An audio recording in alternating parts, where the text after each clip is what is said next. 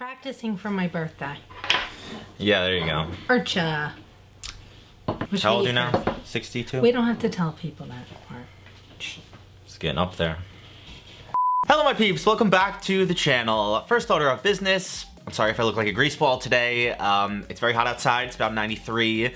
Apparently our weather is now more erratic and unpredictable than one of those fetish TikTok chefs. In case you missed it, we are now making drinks in toilet bowls and deep frying bananas with the sticker on them. But secondly, today I am very excited to get into some of these absolutely mesmerizing Italian desserts. Looking back through my videos, I realized I've done a bunch of Japanese desserts, a couple of Mexican and French, but never too many Italian ones. And in my humble opinion, Italy's got one of the best lineups of desserts in the world, whether you're talking cannoli or tartufo, sfigatells and lobster tails, panna cotta, gelato, tiramisu, pizzelles.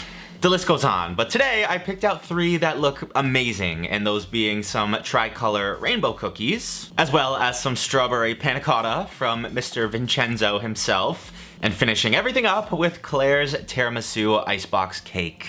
Leave a comment right now with which one you think is gonna come out the best today, and let's get right into this one. First up today, we're gonna be trying out these rainbow cookies from butternutlane.com, and you will need some sugar and chocolate chips, vegetable oil and all-purpose flour, some unsalted butter and raspberry or strawberry jam, 4 eggs, and then a couple food colors. Now, if you've ever made these, and you are also aware of my numerous allergies, you may be asking yourself, how is it possible I'm making these things? Because just like a macaron, they are almost always exclusively made with almond flour, which I cannot consume unless you want me going into anaphylaxis in front of your eyes. But I'm hoping this nut-free version will provide a relatively decent alternative if you were unfortunate enough to be graced with the same allergies as me. I have always wondered why these are called cookies when they're literally just sheets of cake with jam or chocolate in between. And just like a lot of other desserts that do not use a chemical leavener, the only provider of airiness in this is going to be the eggs, so make sure you beat the heck out of those. I do feel as if when I was incorporating the food coloring, I kind of deflated it a bit more than I would have liked. I've always found it difficult to thoroughly incorporate colors into a thick batter like this without also over mixing it and deflating it. It's a difficult task, but I did my best. I eventually got my 3 layers of cake. But once I got my cakes stacked up with a nice thin layer of the jam in between, I melted up some chocolate with a little bit of my fats, smoothed that over the top, and then set this in the fridge to completely set up for about 20 to 25 minutes. My layers came out a little bit on the thin side. I probably should have used a smaller pan, but hey, this looks much more cookie-like than the majority of the other rainbow cookies out there, so let's just give it a shot. I can't get over how cute these things are. I love how even the layers look. You can't really tell there's any jam in there. And also, it's so damn hot in here, I feel like the chocolate is gonna melt as soon as I touch it. I really like these. They're very cute. They taste like jam. I don't really have too much to compare them to. I normally can't eat them. And I definitely botched the cake layers a little bit. They're way too dense. I wish there was a bit more air in them. But overall, I can't complain. I love the proportion of the chocolate layer. Although, like I said, it is melting. If only that was tempered, but I'm not going down that route. For some reason, they're also giving me giant Andy's Mince vibes. Probably because the 3 layers, the lightest layers in the middle. But this is a very good and very Italian start to our day. Next up on the agenda is this very simple but very classy looking strawberry panna cotta from Vincenzo's plate. And all you need is some sugar and heavy cream, some gelatin sheets and strawberries, vanilla extract, and a little bit of water. First off, allow me to just say what a relief it is to see a goddamn piece of fruit in one of these recipes. I feel like all we've been consuming is meaty, fried, cheesy disasters. In some cases, even raw, wormy, beefy products, but I have to say that my excitement was immediately offset by the fact that this uses one of my other all-time least favorite ingredients, gelatin. At least this time around, it's in a clear, sheeted version, although it does feel quite snotty when pulling it out of the water. But I'll take this any day over the powderized, dead carcass, decomposing, smelling, normal gelatin that we use typically on the channel. And for this one, literally all you have to do is heat up some cream, add in a little bit of vanilla and sugar, dissolve those gelatin sheets down in there, and that's it. At least for the custard portion of this, you do have to make the fruit sauce with whatever kind of fruit or berry you like, in our case, strawberries. You do have to choose whatever kind of vessel that you want to serve these in. Usually they are glasses. I found some plastic wine cups that I think they could look pretty good in. And then you just gotta divide your cream mixture into however many cups you would like. You have to let that sit for a couple hours, even overnight if you got the time. Whip up your berry sauce that's gonna be laid over the top of these. Gather together whatever kind of garnishes you want, whether that's other fresh berries, maybe some herbs, some mint, whatever you like.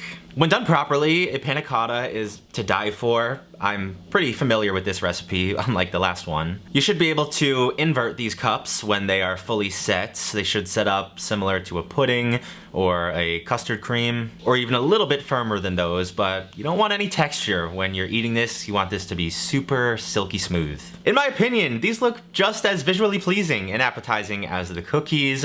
I can't imagine how they would taste bad, but let's still give them a try. I think we're learning today that the Italians love layering things, which I don't complain about. I think it looks really good when something contrasts like this.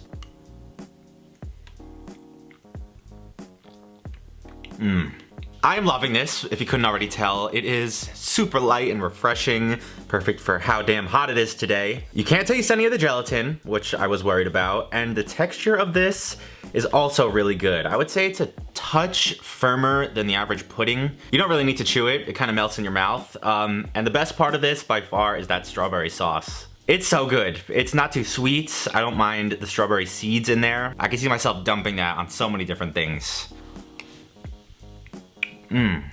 This is another one that's super customizable too. You can basically use any fruit you can think of to make that sauce, lay it on top. I can imagine any other berry would be delicious. I am really pleased with this one. Vincenzo, I never doubted you for a second. And lastly today, we've got potentially the most difficult recipe of the bunch. It is Claire Saffit's and her Tiramisu Icebox cake. I grabbed some Kahlua and heavy cream, sugar and salt, ladyfingers, instant espresso, vanilla extract, and mascarpone cheese, strong coffee, unsweetened cocoa powder, and a couple of eggs. I am very excited to be sharing that I did tell my mother she could come in and taste this last recipe. It is her favorite dessert of all time. She hasn't been in a video in a while, so I'm looking forward to that. Unfortunately, I almost immediately screwed this up. This one started with a very simple solution of sugar, water, espresso, and some vanilla, and you have to bring that to a boil to make sort of a coffee syrup. And then that gets whipped down into your egg yolks, and I don't know if I overdid the water. I don't know if I was supposed to cook this syrup off for longer, but this thing was way too runny. I got the feeling that I was not going to be able to salvage this. No amount of mixing was going to incorporate enough air for what we were going for. And I want this to come out good for my mom, so I started over with a fresh syrup. I made sure to cook it off until it was a little bit thicker. And I think we got there. I think I matched the viscosity of Claire's in her video. That was until I moved on to the next step, which was whipping up our mascarpone cheese with some of the heavy cream. And I immediately screwed that up too. What you are seeing was the extent of the mixing that I did. Obviously, the clip was sped up a little bit, but I swear I only mixed this for maybe 30-35 seconds. The mixture got super curdled looking and grainy. It was a mess, but I don't care anymore. I'm not starting over. I don't have enough of everything to do this 5 times. So much for making this good for my mother. Hopefully it'll taste good, at least, because it does have a fair amount of the brewed coffee, the espresso powder, the Kahlua, the whipped cream frosting that we're going to coat everything in should be okay too. So maybe this will be edible, but who knows. While I was finishing up the rest of this, I did want to quickly touch on the fact that, if you haven't noticed, I have not once acknowledged my Italian heritage in this video. I've recently learned that on the internet it is just so offensive and uncalled for when an American calls themselves a insert any other country here. I guess they do kind of have a point. We're all basically mutts in this country, but I don't know what you want from us. It's just us following traditions and being proud of where our family lineage came from, so no reason to get your cannolo in a twist. All things considered though, this didn't come out looking half bad, especially with the whipped cream, the cocoa powder, so let me go grab my mom and give the third and final recipe today a shot. You need to be. All right.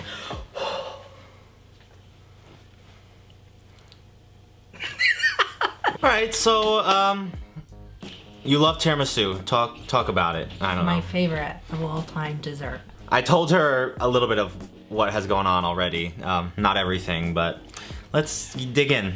You know, unless you had a trained eye for what this stuff is supposed to look like, I feel like this looks fine. Beautiful. Another layered item. Oh, I like it. You don't gotta be nice. I do like it. Try just the middle bit. Look at that grit. Yeah, just get a bite of the middle.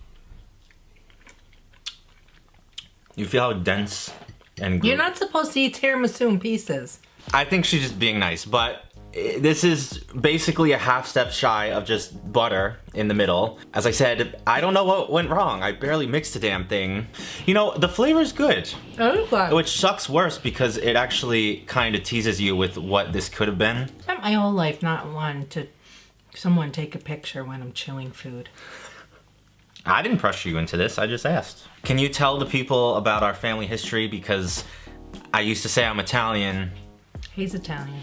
No. Oh, the actual Italians in Italy get mad. Oh, my grandfather was from Napoli. What about your grandmother? My grandmother was from Albania. That's not Italian. I live my life in a lie. We grew up more Italian. All the Italian traditions. food, Italian traditions, Italian aunts, Italian grandma used to try to teach me to speak Italian. I tried really hard. How'd that work out? I made up my own language. This feels very old school. I have an old flannel on. I have my old haircut again. Nice haircut, you look handsome. Thanks. Thank you all so much for watching. Let me know what you would like to see next down in the comments or over on Instagram. Leave a comment thanking this lovely one for making an appearance again. Sorry it's been so long. Other than that, have a fantastic weekend, and I'll see you right back here next time. Peace.